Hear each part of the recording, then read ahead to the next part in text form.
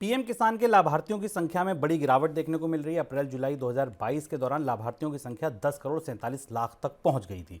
वहां से इस संख्या में करीब 20% की गिरावट आई और ये घटकर 8 करोड़ 12 लाख रह गई थी। हालांकि सरकार ने 15 नवंबर से शुरू की गई एक नई संकल्प यात्रा अभियान में फिर से लोगों को जोड़ना शुरू किया है। अब तक 34 लाख किसानों को वापस जोड़ा गया है। 26 जनवरी तक चलेगी ये यात्रा। इस यात्रा के जरिए लाभार्थियों को सरकार की विभिन्न योजनाओं के बारे में भी बताया जाएगा और उससे जोड़ा जाएगा। सर, पहला सवाल तो ये कि एक समय पर इतनी पहुंच गए थे, फिर इतना गिर गए, क्या हो रहा है, क्यों कम हो गए थे इतने? पीएम किसान निधि में कुछ अजीबोगरीब सी चीज़ हो रही है। हमें दिखाई दिया कि पहले जब पीएम किसान निधि जारी की गई थी और उसके बाद जब शुरुआत की गई थी, तब सरकार ने इस बात के लिए प्रोत्साहन दिया था कि अधिक से अधिक किसान इसमें जुड़े जो इसका पात्र हैं, और इसमें एक बार में संख्या करीब करीब 10 करोड़ से ऊपर पहुंच गई थी। ये बात अप्रैल और जुलाई 2022 के आसपास की है। आंकड़े सरकार के बताते हैं कि 10 करोड़ 47 लाख लोग इसके हिस्से में थे। फिर इसके बाद अचानक ये खबरें और सूचनाएं आना शुरू हुई कि इसमें तमाम अकाउंट फर्जी हैं, गलत अकाउंट हैं, लोगों ने गलत अपात्र लोगों को इसका लाभ मिलने लगा है, और उसके बाद इसमें छटनी शुरू हुई और फिर ये घटते घटते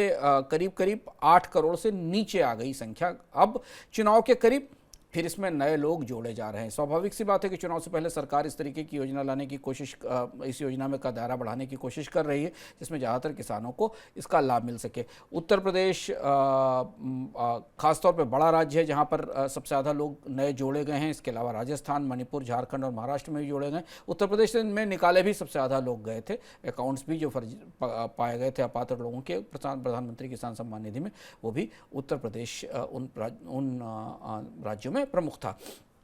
महत्वपूर्ण बात समझने वाली है कि पूरी किसान सम्मान निधि में शामिल होने के पूरे ढांचे में अभी पारदर्शिता नहीं आई है। स्कीम को चलते हुए 3 साल से ज़्यादा हो चुके हैं, पर इसमें एक किस्म की वॉलेटिलिटी या उतार चढ़ाव दिखाई देता है लोगों के आने और शामिल होने में, जबकि इसके नियम निर्धारित हैं, इसके पात्रता की शर्तें निर्धारित हैं। तो ऐसा क्यों है, ये अभी समझना मुश्किल है। लेकिन फिलहाल तो चुनाव में सरकार शायद इस किसान सम्मान निधि को सबसे महत्वपूर्ण रूरल स्कीम के तौर पर आगे लाना चाहती है, और इसलिए इसमें नए लोग जोड़े जा रहे हैं। करीब करीब 34 लाख लोग अभी तक इसमें जोड़े गए हैं हाल के महीनों में। सर, बजट की रोशनी में अगर इसे देखें, अब तो बजट भी करीब है। हालांकि वोटर अकाउंट होगा, लेकिन 3 महीने का खर्चा तो लिया ही जाएगा। वहां कितना असर पड़ता देख रहे हैं आप? अगर आप सरकार का लक्ष्य देखें तो उस हिसाब से जो सरकार का टारगेट है, अगर उससे आगे निकलता है क्योंकि 10 करोड़ की तो पिछली सीमा है। अभी जब वहाँ खड़े हुए हैं वहाँ 8 करोड़ के आसपास लोग किसान सम्मान निधि में। अगर ये संख्या 10 करोड़ से ऊपर जाती है, यानी और ज़्यादा लोगों को जोड़ा जाता है, इसमें कुछ लोग वो भी हो सकते हैं जो शायद पिछली सम्मान निधि में शामिल होने से रह गए थे, तो फिर बजट में बढ़ोतरी करनी होगी प्रधानमंत्री किसान सम्मान निधि में। ये देखना होगा, क्योंकि जब सरकार अंतरिम बजट पेश करेगी तो उसके साथ स्टेटमेंट में शायद इस बात की जानकारी मिलेगी कि किसान सम्मान निधि को अतिरिक्त कितना पैसा दिया गया।